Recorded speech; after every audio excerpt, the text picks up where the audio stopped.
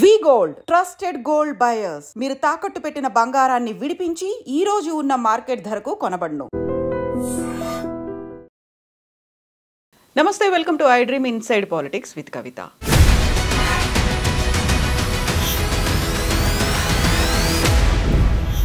కేసీఆర్ సర్కార్ కాళేశ్వరం ప్రాజెక్టు నిర్మించింది. అయితే అందులో అవకతవకలు జరిగాయి అంటూ రేవంత్ సర్కార్ పీసీ ఘోష్ కమిషన్ని ఏర్పాటు చేసింది. అది నెలల తరబడి కొనసాగుతోంది. ఇప్పటికీ బోల్డ్ అంతమంది వ్యక్తుల్ని విచారణకు పిలిచింది. నెక్స్ట్ మాజీ మంత్రి హరీష్ రావుతో పాటుగా ఈటెల రాజేందర్ అలాగే కేసీఆర్ కూడా అటెండ్ అవుతారనే వార్తలు వినిపిస్తున్నాయి. యాక్చువల్గా పీసీ ఘోష్ కమిషన్ ఏ అంశాల మీద విచారణ జరుపుతోంది, ఎందుకని ఇన్ని రకాల డౌట్స్ వినిపిస్తున్నాయి? మనతో పాటుగా ఉన్నారు ప్రకాష్ గారు పీసీ ఘోష్ కమిషన్ ముందు ఒక సాక్షిగా కూడా హాజరయ్యారు. ప్రకాష్ గారు నమస్కారం అండి. సో మీరు సాగునీటి రంగం, భూగర్భ రంగ నిపుణులుగా మీరు ముందు నుంచి కాళేశ్వరం ప్రాజెక్ట్ గురించి చెప్తూనే వస్తున్నారు. ఇప్పుడు కమిషన్ ముందు హాజరవడం, అక్కడ యాక్చువల్గా ఎలాంటి డౌట్స్ వస్తున్నాయి, వచ్చినటువంటి ప్రశ్నలు ఏంటి, మీరు ఇచ్చిన సమాధానం ఏంటి? పీసీ ఘోష్ కమిషన్ వేసే ముందు అసెంబ్లీలో దాని మీద బాగా గొడవ జరిగింది. ఇద్దరికి, ప్రతిపక్షానికి రేవంత్ రెడ్డికి మధ్య జరిగినప్పుడు ఒక స్టేజ్లో హరీష్ రావు లాంటి వాళ్ళే మీరు అవసరమైతే విచారణ చేయొచ్చు, కమిషన్ వేసుకోవచ్చు అని చెప్పారు. ఎలక్ట్రిసిటీది కూడా అట్లనే జరిగింది. జగదీష్ రెడ్డి గారు మాజీ విద్యుత్ శాఖ మంత్రిగా ఆయన కూడా అవసరమైతే మీరు నిజాలు తెలుసడానికి కమిషన్ వేసుకోవచ్చు అన్నారు. సో అవకాశాన్ని తీసుకొని రేవంత్ రెడ్డి గారు ఈ కమిషన్స్ రెండు కూడా వేశారు. సరే, దాన్ని వెల్కమ్ చేద్దాం, ఎందుకంటే ఆరోపణలు వచ్చినప్పుడు అవి తేలాల్సిన అవసరం అవుతుంది. అయితే పీసీ ఘోష్ గారికి ఇచ్చిన జీవోలో ఒక పర్టికులర్ అంశం మీద కాకుండా అన్నీ అందులో ఇంక్లూడ్ చేశారు. ఈ 3 బ్యారేజీలు, కుంగింది ఒక మేడిగడ్డతో పాటు అన్నారం, సుందిల్ల పెట్టారు. ఒక పంప్ హౌజులు పెట్టలేదు, అందుకని పంప్ హౌస్ ఇష్యూ అప్పుడేం రాలేదు. అవి మునిగిపోయింది 1 year బిఫోర్. అది ఒకటి పెట్టలేదు. కానీ ఆయనకిచ్చిన అన్ని అంశాలను చూసినప్పుడు అవినీతి ఆరోపణలు కానీ, తర్వాత కాంట్రాక్టర్స్కు ముందు పే చేయడం విషయంలో కానీ, అంచనాలు పెంచడం విషయంలో కానీ, 3 PRs కుంగడం విషయంలో కానీ, O&M నిర్లక్ష్యం, ఆపరేషన్ అండ్ మెయింటెనెన్స్, ఇట్లా ఒక 10-12 అంశాలు పెట్టారు ఆయనకి. పెట్టినప్పుడు ఏమవుతుంది, అన్నిటి మీద విచారణ చేయాలి. ఎంత టైం పడుతుంది? ఇవన్నీ పెట్టి 3 నెలల్లో విచారణ కంప్లీట్ చేయమని 100 రోజుల టైం ఇచ్చారు. అయిపోయిందా అది గడువు? ఎప్పుడో అయిపోయింది, ఆగస్టులోనే అయిపోయింది. అది మార్చిలో కదా ఆయన కమిషన్ వేసింది మార్చిలో. మార్చ్ 14th, 15th ఉంది. ఏప్రిల్, మే, జూన్ అప్పుడే అయిపోయింది. జూన్లో ఏం చేశారు, మళ్ళీ ఆగస్ట్ దాకా ఎక్స్టెండ్ చేశారు. జూన్లో 100 రోజులు అయిపోగానే ఆగస్ట్ దాకా ఎక్స్టెండ్ చేశారు. ఆగస్ట్ నుంచి మళ్ళీ అక్టోబర్కి ఎక్స్టెండ్ చేశారు. అక్టోబర్ నుంచి మళ్ళీ డిసెంబర్కి ఎక్స్టెండ్ చేశారు. ఇప్పుడు జనవరి నుంచి మళ్ళీ ఫిబ్రవరి ఎండ్కు 28th ఫిబ్రవరికి ఎక్స్టెండ్ చేశారు. బట్ ఫిబ్రవరి 28th తర్వాత కూడా మళ్ళీ ఎక్స్టెండ్ చేయాల్సి వస్తుంది. ఎందుకని అన్ని డౌట్లు ఉన్నాయా, లేకుంటే అంత అవకతవకలు, అక్రమాలు జరిగాయి అసలు? అంటే దీని మీద ఏంటంటే ఇది హైలీ కాంట్రవర్షియల్ అయింది, ఎందుకంటే ఎలక్షన్ టైంలో అది కుంగడం అనేది. అయితే ఇప్పుడు ఉద్యమంలో భాగం పంచుకున్న వాళ్ళు కూడా, వేద శ్రీరామ్ కావచ్చు, కోదండరామ్ గారు కావచ్చు, రఘు కావచ్చు, వీళ్ళందరూ కూడా దీన్ని వ్యతిరేకిస్తూ అందులో ఉన్న కొన్ని అంశాలను ఇది మార్చాల్సిన అవసరం లేకుండే, నీటి లభ్యత ఉన్నా కూడా కేసీఆర్ దీన్ని మార్చాడు, ఇది మెగా వాళ్ళ దగ్గర కమిషన్లు తీసుకోవడానికి, ఇట్లాంటివన్నీ చాలా ఆరోపణలు చేశారు. అవసరమే లేదు, తుమ్మిడెట్టు కట్టాల్సి ఉండే, కట్టలేదు. అయితే ఇవన్నీ డౌట్స్ వీళ్ళకు ఉన్నాయి కదా, ప్రతి ఒక్కరు పోయి ఆ ఛాన్స్ తీసుకున్నారు. గవర్నమెంట్ ఏం చేసింది, నోటిఫికేషన్ ఇచ్చింది, ఎవరికైనా ఏమైనా చెప్పదలుచుకుంటే వచ్చి చెప్పొచ్చు అని. ఇక దాన్ని అవకాశంగా తీసుకొని చాలామంది అఫిడవిట్లు ఇచ్చారు, కొన్ని సంఘాలు ఇచ్చినాయి, ఇంకా చాలామందిని ఆయన పిలవాల్సి ఉన్నది. మరి ఆయన దానిలో సమాచారం అంత ప్రామాణికంగా లేదు అని వదిలేశాడా తెలియదు. నాది ఎంత తెలుసా నంబర్, విట్నెస్ 101. అంటే నాకంటే ముందు 100 మంది సాక్షులను విచారించాడు. అందులో 15 మంది IAS ఆఫీసర్స్. వాళ్ళని ఎందుకు విచారించాల్సి వచ్చిందంటే వివిధ విభాగాలతో వాళ్ళకి సంబంధాలు ఉన్నాయి, అనుసంధానమై ఉంది. ఫైనాన్స్ డిపార్ట్మెంట్లో ఉన్న IAS ఆఫీసర్స్, ఇరిగేషన్ డిపార్ట్మెంట్లో ఉన్న IASలు, మాజీ కార్యదర్శులు.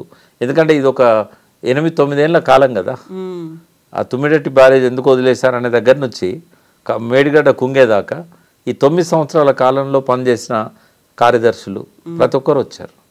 వీళ్ళందరే కాకుండా ఇప్పుడు అఫిడవిట్లు ఇచ్చిన వాళ్ళని కూడా పిలుస్తున్నారు. ఒక్కొక్కరిని 2 సార్లు 3 సార్లు కూడా పిలిచి విచారణ చేయాల్సిన పరిస్థితి వచ్చింది. నేను 3 times వెళ్ళాను. అయితే ఇట్లా పీసీ ఘోష్ గారికి ఏంటంటే ఒక మంచి చరిత్ర ఉంది. 5 తరాలుగా జడ్జెస్ ఫ్యామిలీ ఆయన.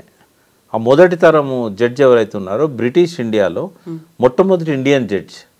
బ్రిటిష్ ప్రభుత్వము ఒక న్యాయ నిర్ణేతగా వాళ్ళ గ్రేట్ గ్రాండ్ ఫాదర్ని పెట్టింది. జనరల్గా పెట్టారు, ఎందుకంటే బ్రిటిష్ వాళ్ళనే పెట్టుకుంటారు. బట్ వాళ్ళు కూడా ఆయనకున్న గొప్పతనాన్ని గమనించి పెట్టారు. క్రెడిబిలిటీ ఉంది. సో 5 తరాలుగా ఉన్నత ప్రమాణాలు పాటించిన హైకోర్టు సుప్రీంకోర్టు జడ్జీల ఫ్యామిలీ నుంచి వచ్చారు పీసీ ఘోష్. ఎన్ని ఒత్తిళ్ళు ఉన్న బబ్రీ మస్జిద్ తీర్పు ఇచ్చిన దానిలో ఆయన వన్ ఆఫ్ ది మెంబర్ ప్యానెల్లో, ఆ బెంచ్లో. అట్లాగే శశికళ జయలలితకు సంబంధించిన అక్రమ ఆస్తులకు సంబంధించి శశికళను జైల్లో పెట్టిన తీర్పు కూడా ఆయన ఇచ్చింది. ఆయన ఎక్కడ కాంప్రమైజ్ అయ్యే వ్యక్తి కాదు. ఆయన మొట్టమొదటి భారతదేశపు లోక్పాల్గా ఎవరిని పెట్టాలని చెప్పి మోడీ ప్రభుత్వం ఆలోచించి ఫైనల్గా సెలెక్ట్ చేసి 2019లో ఆయనను అపాయింట్ చేసింది ఆఫ్టర్ రిటైర్మెంట్. అంటే అంత గొప్ప వ్యక్తి. ఇవాళ ఆయన మాట్లాడే పద్ధతి, ప్రశ్నలు అడిగే పద్ధతి, సూటిగా దాన్ని ఎటువంటి ఇది లేకుండా ఎంతవరకు అవసరమో అంతవరకు సబ్జెక్ట్ తీసుకొని అది చాలా నచ్చింది నాకు. నేను చాలామంది జడ్జెస్తో కోర్టులో అడ్వకేట్గా పనిచేశాను. సుప్రీంకోర్టులో కూడా నాది ఒక కంటెంప్ట్ కేసు ఉంటే కూడా కపిల్ సిబాల్ని పెట్టుకొని నేను కొట్లాడాను. బట్ ఒక అద్భుతమైన ఆ ప్రతిభ ఉన్న వ్యక్తిని రేవంత్ రెడ్డి గవర్నమెంట్ ఆయనను జడ్జిగా ఇక్కడ జస్టిస్గా కమిషన్ ఇవ్వడం అనేది ఫస్ట్ అప్రిషియేట్ చేయాల్సిన అంశం. నాకైతే పూర్తి నమ్మకం ఉంది ఆయనే నీళ్ళని నీళ్లు పాలను పాలుగా వేరు చేసి తీర్పిస్తాడని నేను నమ్ముతున్నాను. ఆయనను ఎవరూ ప్రభావితం చేయగలరు. ఆయన నీటిపారుదల రంగం మీద అవగాహన లేకున్నా కూడా అవగాహన పెంచుకోవడానికి చాలా ఎఫర్ట్స్ పెట్టాడు. ఓకే, నేను ఫస్ట్ ఒక నివేదిక ఇచ్చాను, ఇది సరిపోదు నాకు అన్నాడు.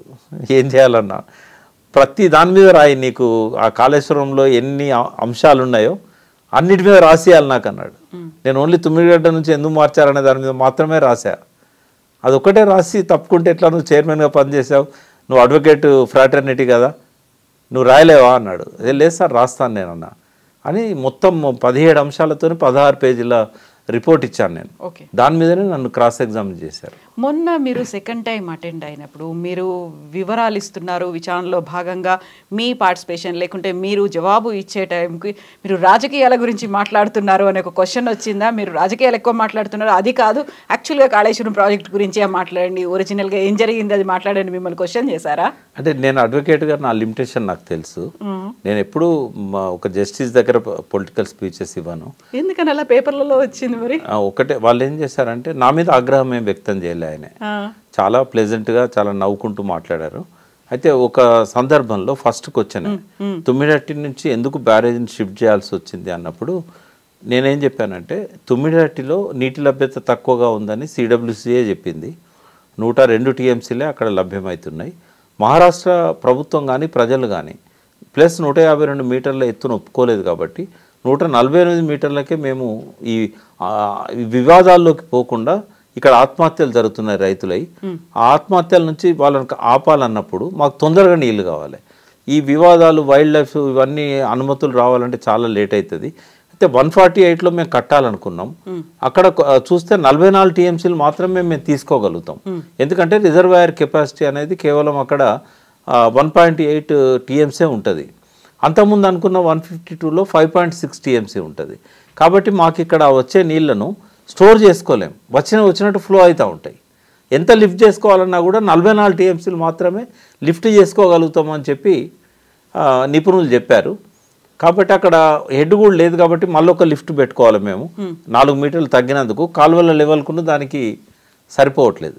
కాబట్టి 2 లిఫ్ట్లకు బదులు కిందికి పోతే మూడో లిఫ్ట్ అవసరం అవుతుంది. దానివల్ల కొద్దిగా కరెంట్ ఛార్జీలు పెరుగుతాయి, కానీ అక్కడ 273 టీఎంసీలు ఉన్నాయని చెప్పి తెలిసింది. అక్కడ నేను ఒక మాట ఏం వాడానంటే, మా పాత ప్రాజెక్టులన్నిటికీ నీళ్ళు రావట్లేదు, సింగూరు కానీ శ్రీరామ్ సాగర్ కానీ వీటికి అన్నిటికీ పైన ప్రాజెక్టులు కట్టుకోవడం వల్ల వాళ్ళు 100ల కొద్ది బ్యారేజీలు కట్టి లిఫ్ట్ చేసుకుంటారు. అయితే తెలంగాణ ఉద్యమం మొదలైందే ఈ నీళ్ళ కోసం. మా మీద ఆ డిమాండ్ బలంగా ఉండేది.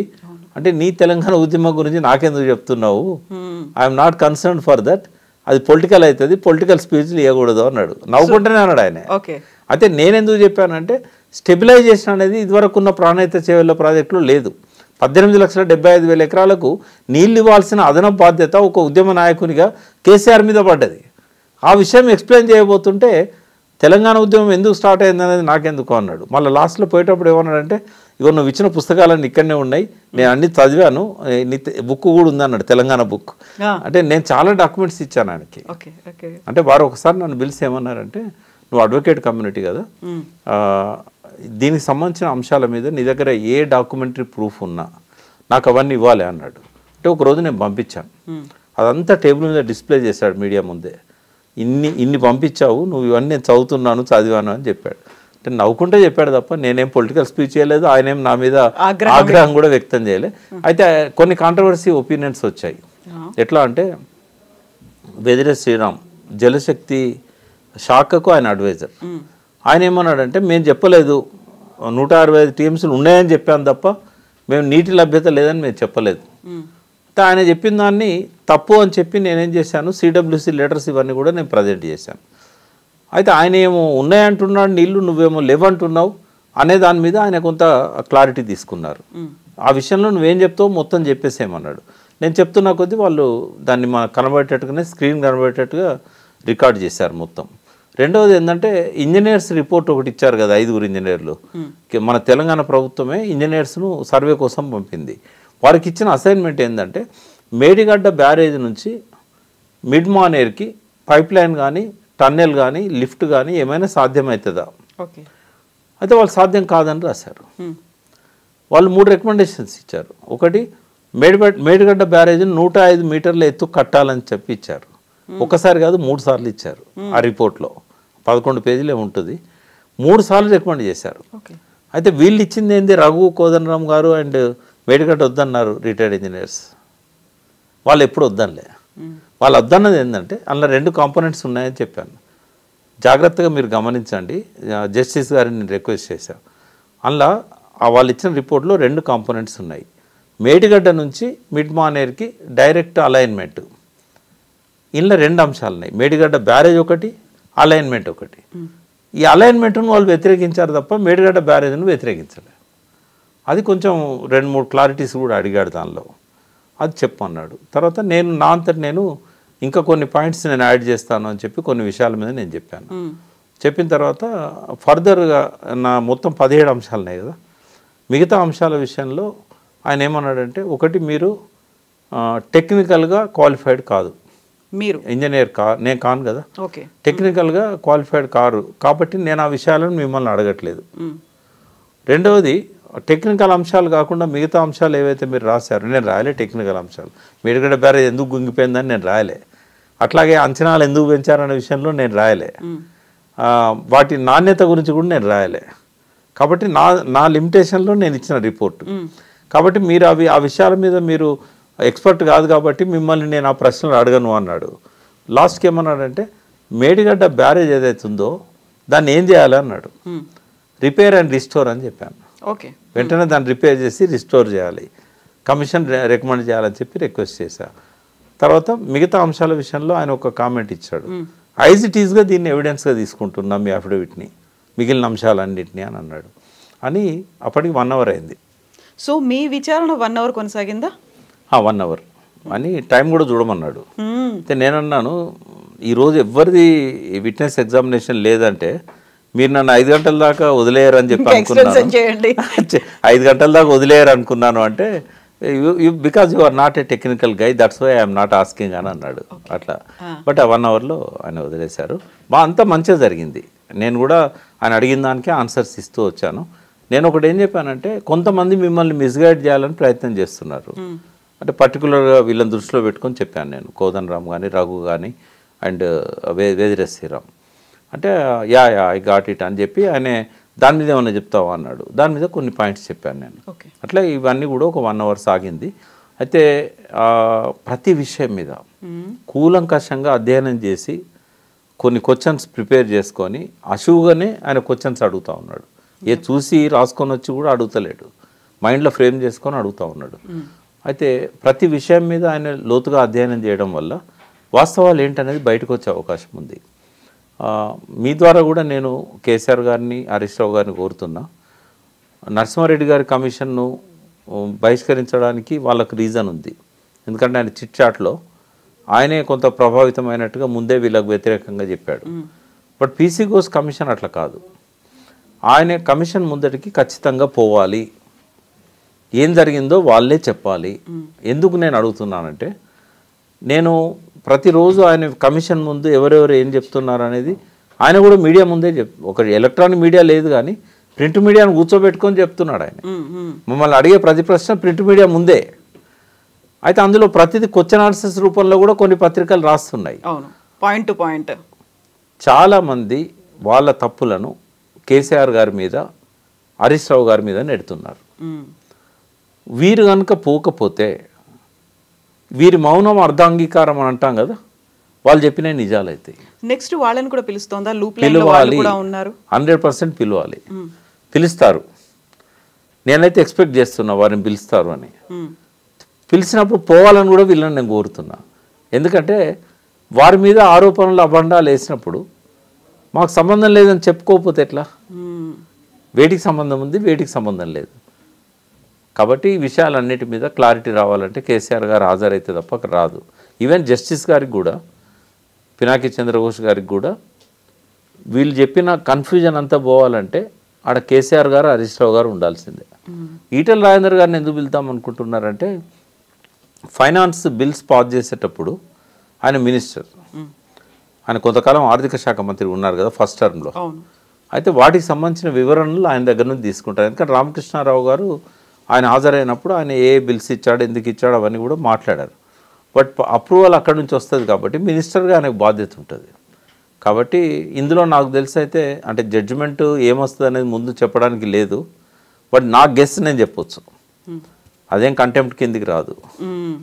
నా గెస్ ఏంటంటే పొలిటికల్గా ఎవరు ఫిక్స్ కారల్లా. ఓకే, ఎందుకంటే విధానపరమైన నిర్ణయాలు మాత్రమే వాళ్ళు తీసుకున్నారు. ఒకవేళ ఇంజనీర్లు వాళ్ళు చెప్తే మేము డబ్బులు ఇచ్చాము, వాళ్ళు చెప్తే మేము ఇట్లా ఇచ్చాము, ఈ కార్ల రేస్ ఉంది కదా, ఫార్ములా ఈ రేస్, అలా కూడా అక్కడ ఉన్న ఇద్దరు అధికారులు మాకు కేటీఆర్ గారు చెప్తే మేము ఇచ్చాము, కేటీఆర్ గారు కూడా నేను చెప్పాను అన్నాడు. అధికారులను ఇబ్బంది పెట్టడం ఇష్టం లేక. అయితే ఏది ప్రామాణికంగా తీసుకుంటారంటే, చట్టవిరుద్ధంగా, గైడ్లైన్స్కు వ్యతిరేకంగా, నిబంధనలకు వ్యతిరేకంగా ఒక మంత్రి చెప్తే నువ్వు ఇస్తావా? చెప్పినందుకు మంత్రిని తప్పు పట్టారు, ఇచ్చినందుకు అధికారిని తప్పు పడతారు. ప్రోటోకాల్ ఎందుకు పాటించలేదు? మంత్రులు అని 5 ఏళ్ళకు ఒకసారి వచ్చిపోయేటోళ్ళు. నువ్వు కదా, అడ్మినిస్ట్రేషన్ నీది కదా, వాళ్ళు సలహాలు ఇస్తారు, వాళ్ళు ఒత్తిళ్లు చేస్తారు. బట్ ఏది న్యాయం, ఏది అన్యాయము, ఏది చట్టబద్ధమైంది, ఏ చట్టబద్ధమైంది కాదు, ఇవన్నీ నువ్వు కదా చూసుకోవాల్సింది. కాబట్టి సేమ్ అక్కడ అరవింద్ కుమార్ తర్వాత బిఎల్ఎన్ రెడ్డి, అక్కడ వాళ్ళకు శిక్ష పడుతుంది. అంటే వాళ్ళ మీద కామెంట్స్ పాస్ చేస్తారు, తీసుకోవాలా వద్దా అనేది. జ్యుడిషియల్ కమిషన్ ఎట్లుంటుంది అంటే, వాళ్ళు రిపోర్ట్ ఇస్తారు, వాళ్ళు రాస్తారు వీళ్ళ మీద చర్య తీసుకోండి అని. బట్ దాన్ని పాటించాల్సిన నిబంధన ఏం లేదు. ప్రభుత్వం దాన్ని పక్కకు పెట్టవచ్చు, వాళ్ళ మీద చర్య తీసుకోవచ్చు, వాళ్ళ ఓన్ డెసిషన్ వాళ్ళు తీసుకోవచ్చు. అక్కడ మరి ఈ కార్ల రేస్లో అరవింద్ కుమార్ ఇంకా ఈ గవర్నమెంట్లోనే ఒక ముఖ్యమైన బాధ్యతల్లో ఉన్నాడు. బిఎల్ఎన్ రెడ్డి రిటైర్ అయ్యాం బహుశా. బట్ వాళ్ళ మీద చర్య తీసుకోవాలన్నా వద్దా అనేది రేపు ఒకవేళ జడ్జిమెంట్లో వాళ్ళకి అగెనిస్ట్గా వచ్చినా కూడా అది ముఖ్యమంత్రి ఇష్టం. ఇక్కడ కూడా అంతే. ఇప్పుడు ఈఎన్సీల మీద కానీ, O&M ఆపరేషన్ అండ్ మెయింటెనెన్స్లో సరిగా పాటించలేదు అనేది ఒకవేళ ఇచ్చినా కూడా, లేదా ముఖ్యమంత్రి చెప్తే మేము డబ్బులు ఇచ్చామని చెప్పి రామకృష్ణారావు చెప్పినా, లేదా ముఖ్యమంత్రి చెప్తే మేము అంచనాలు పెంచినామని చెప్పి ఇంజనీర్లు చెప్పినా, ముఖ్యమంత్రి చెప్తేనే డిజైన్ మార్చామని చెప్పి CDO వాళ్ళు చెప్పినా, శిక్షార్హులు ఎవరు అని అంటే CDO, ఫైనాన్స్ సెక్రటరీ, ఈఎన్సీ వీళ్ళే తప్ప ముఖ్యమంత్రి కాదు, కేటీఆర్ కాదు. మీ ద్వారా ఇది ప్రజలు అర్థం చేసుకోవాలి. ఏదో జరగబోతుంది, కేసీఆర్ని అరెస్ట్ చేస్తారట, ఏమీ జరగదు. నేను ఫస్ట్ డే చెప్పాను కమిషన్ వేసినప్పుడు, ఇప్పుడు చెప్తున్నాను. వాళ్ళు ఎక్కడ కూడా వాళ్ళ మీద ఎటువంటిది కూడా ఆరోపణ ప్రూవ్ కాదు, దానికి ఎటువంటి సాక్ష్యాలు ఉండవు. ఒకవేళ చెప్పినా కూడా అధికారుల బాధ్యత తప్ప చెప్పినందుకు వాళ్ళ తప్పు కిందికి రాదు. విధానపరమైన నిర్ణయాలు తీసుకున్నప్పుడు దాన్ని ఎవరు తప్పు పట్టడానికి లేదు. తుమ్మిడిహట్ నుంచి బ్యారేజ్ మార్చినంత మాత్రాన అది విధానపరమైన నిర్ణయం, అది క్యాబినెట్ తీసుకున్న డిసిషన్. ఇంకోటి ఇందులో సబ్ కమిటీ కూడా ఉంది. Minister sub committee Harish Rao గారిని, ఈటెల రాజేందర్ను, తుమ్మల నాగేశ్వరరావు గారిని పెట్టి ఒక సబ్ కమిటీ వేశారు రీడిజైనింగ్ సంబంధించి. అందులో వాళ్ళు 3 బ్యారేజ్లను సపోర్ట్ చేశారు. చేసినప్పుడు ఇంకా ఒక ప్రభుత్వాన్ని ప్రజలు ఎన్నుకున్నప్పుడు ఆ ప్రభుత్వం ఏది తీసుకున్నా న్యాయమే అవుతుంది. నేను చెప్పాను, అక్కడ కూడా చెప్పాను పీసీ ఘోష్ కమిటీ ముందు, కోడంగల్కు పాలమూరు రంగారెడ్డి నుంచి డివైడ్ చేసి సపరేట్ లిఫ్ట్ పథకం పెట్టుకున్నాడు. అది ముఖ్యమంత్రి గారి ఇష్టం. ఆయన ఏమన్నా పర్మిషన్ తీసుకున్నాడా, సిడబ్ల్యూసీని అడిగిండా, ఇంకోటి చేసిండా. ఆల్రెడీ టెండర్స్ కూడా కాల్ఫర్ చేశారు. పాలమూరు రంగారెడ్డి నుంచి తీసేసి జూరాల నుంచి పెట్టుకున్నాడు. మరి హైడ్రాలజీ పర్మిషన్ వచ్చిందా, లేకుంటే ఏమొచ్చింది? అంటే ముఖ్యమంత్రిగా ఎన్నుకున్నప్పుడు ఎవ్వరూ దాన్ని క్వశ్చన్ చేయడానికి ఉండదు, ఆయన ఇష్టం అది. కాకపోతే ప్రతిసారి ఇప్పుడు ఒకవేళ అధికారులు ఇది కాదు అని చెప్పినప్పుడు కూడా ఇంకా అప్పుడు మంత్రివర్గం కావచ్చు, సీఎం కావచ్చు వినరు. చివరికి ఇక్కడ బలయ్యేది, బలిపశువులు అయ్యేది అధికారులే అనేది ఒక మాట కూడా ఉంటుంది. కన్విన్స్ చేయాలి కదా అధికారులు. ఇప్పుడు అంత ఘోరమైన తప్పులు కాళేశ్వరంలో జరగలేదు. నంబర్ 1. కేసీఆర్ అంతా అది అంటే పనికిరాని సలహాలు, సూచనలు ఇంజనీర్లకు ఏం చేయలేదు ఆయన. దానివల్ల కేసీఆర్ చెప్పిన వాటి వల్ల అధికారులు కూడా పెద్దగా బలయ్యేది ఏం లేదు. అక్కడ వాళ్ళు కన్విన్స్ చేయడంలో ఫెయిల్ అవుతున్నారు. ఉదాహరణకు నేను ఒకటి చెప్తాను మీకు. మేడిగడ్డ బ్యారేజ్ ముందు 1800 కోట్లతో అవుతుందని వ్యాప్కోత్ చెప్పారు. అది ఎందుకు 4000 కోట్లు అయిందనేది పీసీ ఘోష్ గారికి ఒక బలమైన సందేహం. నన్ను కూడా అడిగారు ఆయన ఆఫ్ ది రికార్డ్. ఆ విషయంలో నేను క్లారిటీ ఇస్తాను. ఇప్పుడు కరప్షన్ చేయాలనుకుంటే 1800 కోట్ల నుంచి 2000 కోట్లకు పెంచి ఆ 200 కోట్లు తీసుకుంటారు. బట్ 4000 కోట్లు ఎందుకు పెంచుతారు? అంటే 2200 కోట్లు కరప్షన్ చేసి 1800 కోట్ల పని చేయమనే కాదు కదా. ఫస్ట్ వ్యాప్కోస్ ఏం చేసిందంటే పేపర్ మీదనే అంచనాలు వేసింది, ఫీల్డ్ మీద పోకుండా. వేసినప్పుడు ఏమనుకున్నారు వాళ్ళు, డిస్టెన్స్ గూగుల్లో కూడా దొరుకుతుంది మనకి, ఈ ఒడ్డు నుంచి ఆ ఒడ్డు ఎంత దూరం అనేది. ఇంత దూరం ఉంది, కిలోమీటర్ పైన ఉంది. దీనికి మనము ఇతర బ్యారేజ్లు ఏవైతే వాళ్ళు దేశం అంతా కట్టారో ఆ బ్యారేజ్ల అంచనా ప్రకారం దీనికి పిల్లర్స్ ఇంత సైజులో ఉండాలి, రాఫ్ట్ ఇంత సైజులో ఉండాలి, సీకెంట్ పైల్స్ బదులు వాళ్ళు షీట్స్ పెట్టారు. ఇవన్నీ దృష్టిలో పెట్టుకొని వాళ్ళు ఏం చేశారు, అప్రాక్సిమేట్లీ 1800 కోట్లు అని చెప్పారు. భారతదేశంలో ఏ ప్రాజెక్ట్ అయినా ఫస్ట్ ఏదైతే ఒకటి నిర్ణయం చేస్తారో 100% దానికి డబులో త్రిబులో అవుతూ ఉంటుంది. ఇండ్లనే చూద్దాం మనం. ప్రాణహిత చేవెళ్ళ ఎంతకు ఫస్ట్ ప్లాన్ చేశారంటే 17,000 కోట్లు, 17,000 చిల్లర. రాజశేఖర రెడ్డి గారు ఉన్నప్పుడు, రోషయ్య గారు ఉన్నప్పుడు కూడా అదే ఉంది. బట్ సడన్గా దాన్ని రోషయ్య గారు దిగిపోయే ముందు, కిరణ్ కుమార్ రెడ్డి ఇంకా రాకముందు 38,000 కోట్లకు పోయింది అది. తర్వాత తెలంగాణ ప్రభుత్వం ఏర్పడిన నాటికి 40,000 కోట్లకు పోయింది. అంటే ఫస్ట్ రాజశేఖర రెడ్డి ఉన్నప్పుడే 38,000 కోట్లకు పోయింది. అంటే 2007లో జూన్లోనేమో 17,000 కోట్లు, 2008 డిసెంబర్ నాటికి ఇంకొక జీవో వచ్చింది 38,000 కోట్లు. రోషయ్య గారి పీరియడ్లో 40,000 కోట్లు. అయితే రాజశేఖర రెడ్డి గారు ఉన్న 15 నెలల్లో 17,000 కోట్ల నుంచి 40,000 కోట్లకి ఎట్లా పోయింది, 38,000 కోట్లకి ఎట్లా పోయింది? అంటే ఏ ప్రాజెక్టులోనైనా ఇది సహజము. అయితే ఇక్కడ ఎందుకు పెరిగింది అనేది చెప్తా. గోదావరి అనేది ప్రపంచంలోనే అత్యంత వేగవంతంగా ఫ్లడ్ వాటర్ వచ్చే ఒక నది. గంగా నది పెద్ద నది భారతదేశంలో, కానీ ప్రశాంతంగా పారుతుంది. గోదావరి అట్లా కాదు, చాలా ఎత్తు నుంచి ఎక్కడెక్కడి నుంచో మధ్యప్రదేశ్ నుంచి బస్తర్ అడవుల దాకా ఇదంతా వస్తుంది. బాగా వేగంగా చాలా ఫాస్ట్గా వస్తుంది, ఎందుకంటే మధ్యలో డ్యాములు లేవు. రిజర్వ్ ఫారెస్ట్లు అంతా ఇక్కడ నుంచి మహారాష్ట్ర అండ్ మధ్యప్రదేశ్ దాకా ఎక్కడ కూడా డ్యాములు లేవు దాని మీద. కాబట్టి ఫ్లో అనేది ఎవరు ఆపరు. ఆ ఫ్లడ్స్కి తట్టుకోవాలంటే వ్యాప్కోస్ డిజైన్ చేసింది ఫస్ట్ ఏదైతుందో, వ్యాప్కోస్ వాళ్ళే మళ్ళీ సెకండ్ రిపోర్ట్లో దాన్ని 4,000 కోట్లకు పెంచారు. ఎవరో పెంచింది కాదు, అది వ్యాప్కోసే పెంచారు. వ్యాప్కోస్ కూడా కేంద్ర ప్రభుత్వం యొక్క ఫండ్స్తో నడిచే సంస్థ. వాళ్ళ ఏమంటారు దాన్ని, అటానమస్ సంస్థ.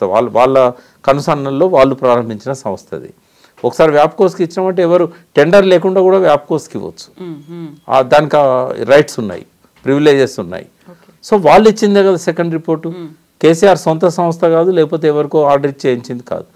దీనికి సైంటిఫిక్ వాళ్ళు ఎక్స్ప్లెయిన్ చేశారు.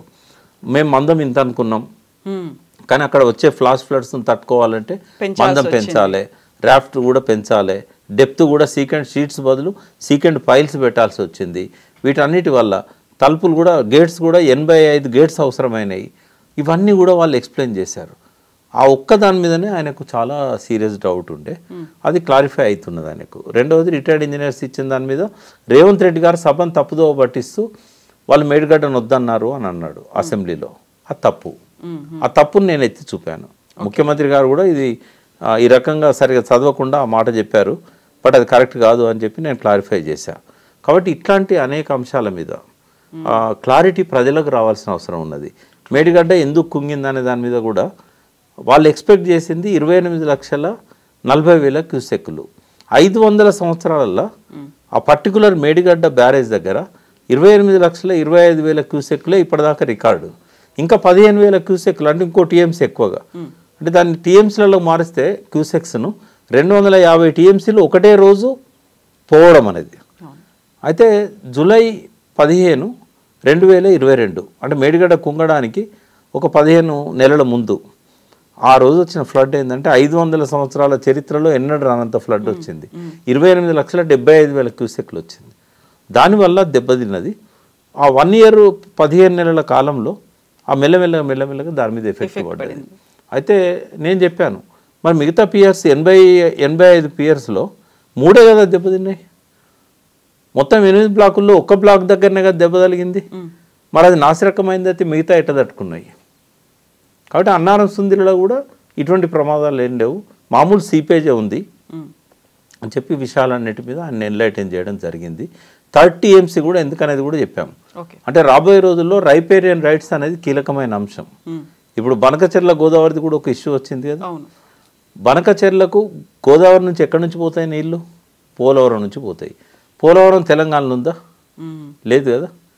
భద్రాచలం దాటినాకనే కదా, భద్రాచలం వరకే కదా తెలంగాణ. మరి మనకేం నష్టం అని చెప్పి కొంతమంది అడుగుతారు. మన దగ్గర నుంచి నీళ్ళని తీసుకుపోతలేరు కదా. నీళ్ళని తీసుకుపోతలేరు, మన హక్కులను తీసుకుపోతున్నారు. ఎట్లా తీసుకుపోతున్నారు హక్కులను? పోలవరం నుంచి ఫస్ట్ నీళ్ళను కనుక కావేరీ బేసిన్కి కానీ రాయలసీమలో ఉన్న పెన్నా బేసిన్కి తరలించినట్టయితే మొట్టమొదటి రైట్ వాళ్ళకు ఉంటుంది. అయితే మనకు 968 టీఎంసీల మీద గోదావరిలో రైట్స్ ఉన్నాయి.